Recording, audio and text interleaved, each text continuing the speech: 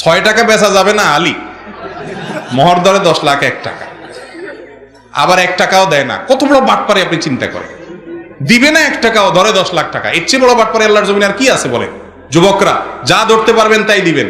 এখন যুবকদের দোষ দিব কি? এখন আছে কিনা জানি না, আমরা তো দেখছি ছোটবেলা বিয়ের সময় জামাইয়ের মুখে একটা রুমাল ভাঁজ করে দিয়ে দেয়, এমনি মানে তোর কোনো আজকে কথা নাই, একদম চুপ, বেচারা রুমাল মুখে দিয়ে বসেই থাকে, কোনো কথা নাই তোর আজকে। অনেক বিয়েতে ছেলে কথা বলে বিয়েই ভেঙে যায়, কত বড় বেয়াদব ছেলে মুরব্বীদের সামনে কথা বলছে, ঠিক না বেঠিক?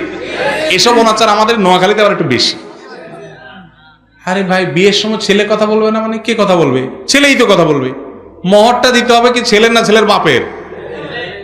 বউ যে মোহর পাবে এটা কি স্বামীর কাছে পাবে না শ্বশুরের কাছে পাবে? তাহলে কথা তো ছেলেই বলবে। আপনারা ধরে 10 লাখ 1 টাকা 5 লাখ 10 টাকা ধরাই দিলেন, আমি মানুষটা ওই টাকার আছে কি না, আমার ওজন কত, এটা আমি কথা বলবো। আমার নিজের বিয়ের সময় মোহর নিয়ে যখন বার্গেনিং হচ্ছে দেখতেছিলাম, তখন আমি বললাম যে আমি এত হলে দিতে পারবো, আমার এটা অ্যারেঞ্জ আছে।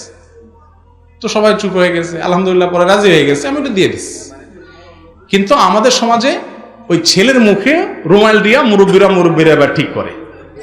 মেয়ে পক্ষ বলে বাড়াই ধরেন, তাহলে কি হবে? তালাক দিতে পারবে না। আগেই তালাকের চিন্তা করেন, ওই বিয়েতে এমনি ভাঙবে। আগে থেকে নেতিবাচক চিন্তা কেন? মোহর কি তালাকের কোনো বিয়ের কোনো প্রোটেকশন?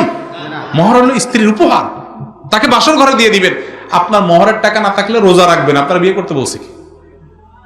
বিয়ে করবেন আর বাসর রাত্রে যে বড় করবেন, দেখো এখন মোহর তো ধরছে মুরব্বীরা, আল্লাহ দিলে ইতালি ভিসা আসলে চলে যাব, কত টাকা আসবে, কত লাগবে তোমার, সব তো তোমারই আল্লাহর রহমতে। আমার পাম্পট্টি দিয়া মহিলারে, এমনি নরম মানুষ, তাদের দিলটা নরম থাকে। বাপের বাড়ি ছাড়িয়ে আসছে আপনার কাছে, আপনি আইসা বেহায়ের মতো প্রথম রাত্রে ভিক্ষুকের মতো হাত তুলে ধরছেন। তো বেচারি বলে ঠিক আছে, ও কি বলো না বলো, মোহর দিয়ে আমি কি করব, সব মাপ, জ্যাস গেল আর কি, শেষ। বেচারি গেল আর কি ডুবি। আর বাটপারি করে আমি জিতে গেলাম। আল্লাহ আমাদেরকে হেদায়েত দান করুন। খবরদার স্ত্রীর মহরানার টাকা মারবেন না কেউ, মনে থাকবে তো ইনশাআল্লাহ।